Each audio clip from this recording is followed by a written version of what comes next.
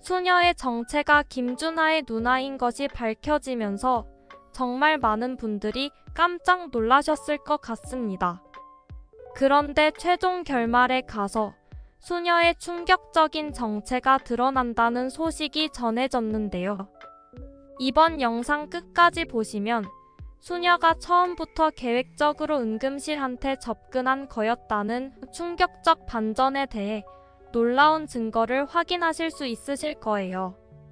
은금실이 딸기를 찾고 있다는 사실은 이제 비밀 아닌 비밀이 되어버렸습니다.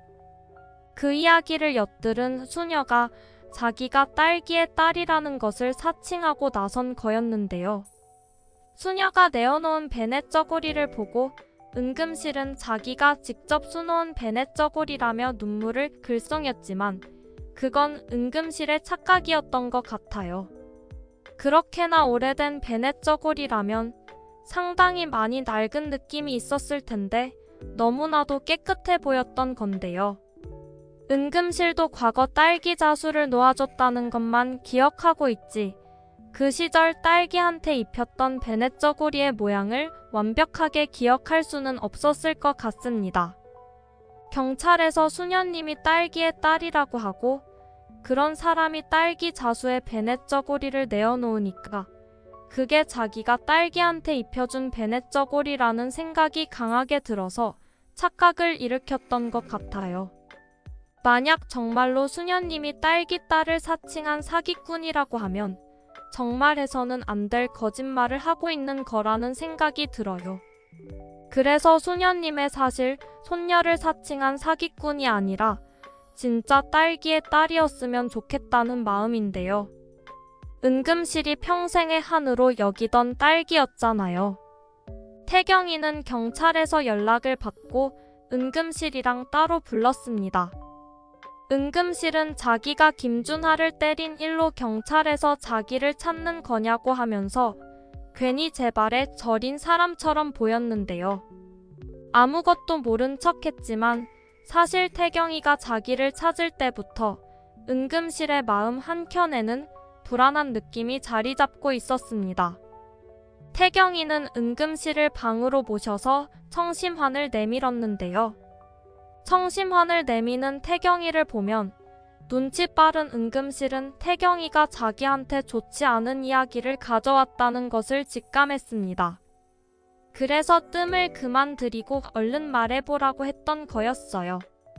태경이는 방금 실종자 가족지원센터에서 전화가 왔다는 이야기를 꺼냈습니다. 은금실은 자기가 예감한 불길한 느낌이 들어맞는 것 같다는 생각을 했습니다.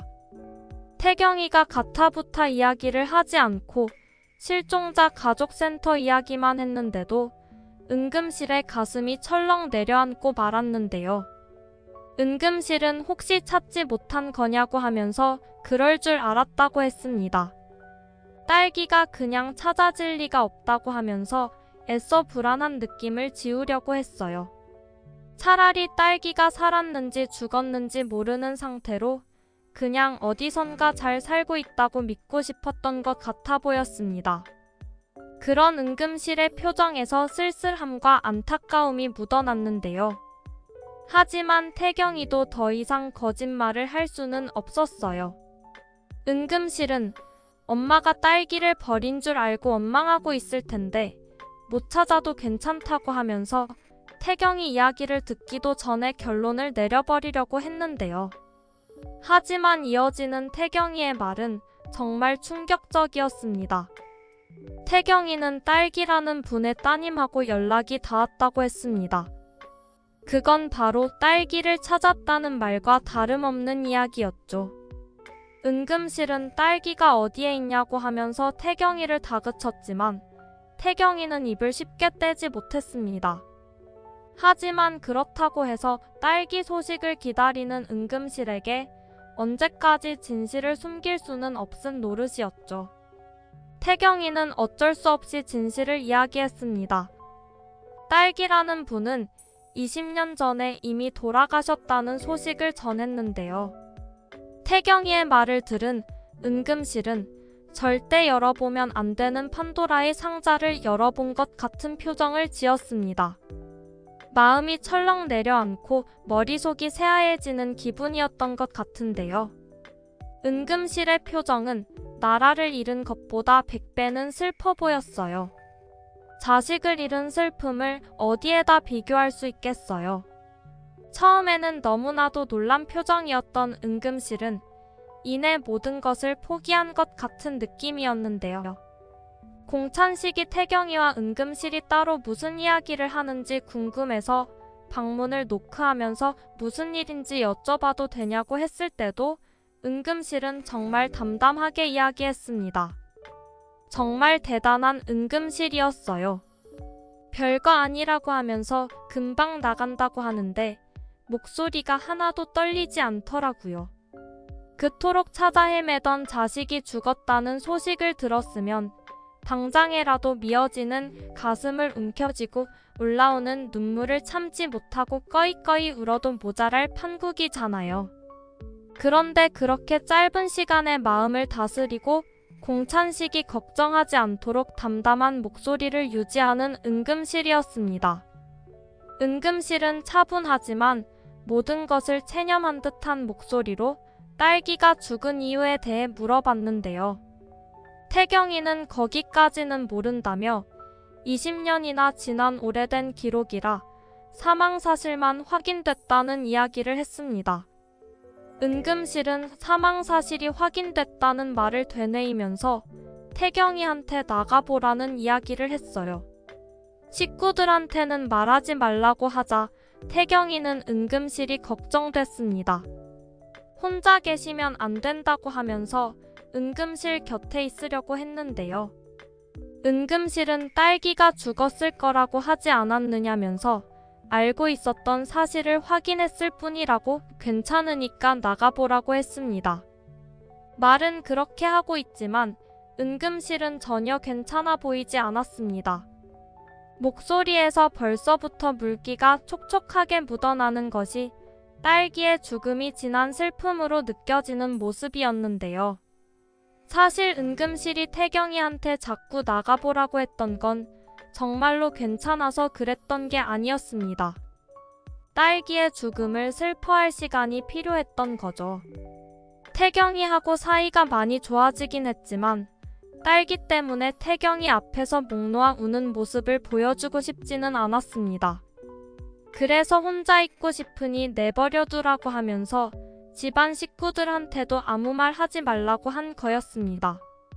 태경이는 새벽에라도 괜찮으니 전화를 하라고 하면서 언제든지 달려오겠다고 했습니다. 딸기의 죽음을 확인한 은금실은 정말 큰 상심에 빠진 모습이었는데요. 그래도 딸기의 딸을 만나볼 수 있어서 딸기를 잃은 슬픔이 조금이나마 치유되는 듯한 느낌이었습니다. 그런데 만약 딸기의 딸이라고 나타난 수녀님이 실제로는 딸기의 딸을 사칭한 사기꾼이라고 밝혀지게 되면 은금실의 상처는 이루 말할 수 없이 후벼 파질 것 같아요. 은금실이 그렇게까지 슬퍼하는 모습을 보고 싶지는 않습니다. 수녀님이 거짓말을 한 건 아니라서 은금실이 진짜 딸기의 딸을 찾았다고 하면서 기쁨의 눈물을 흘렸던 걸 생각하면 그게 온통 거짓말이라고 밝혀졌을 때 충격으로 뒷목을 잡고 쓰러지고 말 것 같거든요. 작가님이 평생을 딸기를 그리워하면서 살아온 은금실에게 그런 잔혹한 반전을 맞이하게 하지는 않을 거라는 생각이 들어요. 이어지는 예고편을 보면 은금실이 칫솔을 내밀면서 유전자 검사를 하는 모습을 확인할 수 있는데요. 거기서 혈액형을 비롯해서 다른 모든 요소들이 수녀님이 은금실의 확실한 외손녀로 밝혀지게 되고 은금실이 마음 놓고 수녀님을 예뻐하는 모습이 나왔으면 좋겠네요. 그렇다고 해서 김준하가 은금실의 손자인 것으로 밝혀지지는 않을 것 같아요. 김준하는 딸기가 입양한 아이이기 때문에 엄밀하게 이야기해서 은금실의 핏줄은 아니라는 반전이 밝혀지겠죠. 김준하는 자기한테도 공씨 가문에 피가 흐른다고 주장하고 싶겠지만 공씨 가문에는 김준하처럼 치졸하고 쓰레기 같은 인성을 가진 사람은 한 명도 없었습니다. 김준하의 주장은 결국 거짓말로 드러나고 김준하는 결국 아무것도 얻지 못하고 빈털터리로 쫓겨나게 되고 마는 모습을 볼 수 있었으면 좋겠습니다. 이 이야기는 개인적인 상상력을 기반으로 쓴 것이기 때문에 앞으로 밝혀질 진짜 내용과는 다를 수 있다는 점 미리 양해 부탁드릴게요. 이번 영상 재미있으셨으면 구독과 좋아요 부탁드립니다. 구독은 저에게 큰 응원이 됩니다. 오늘도 시청해주셔서 감사합니다.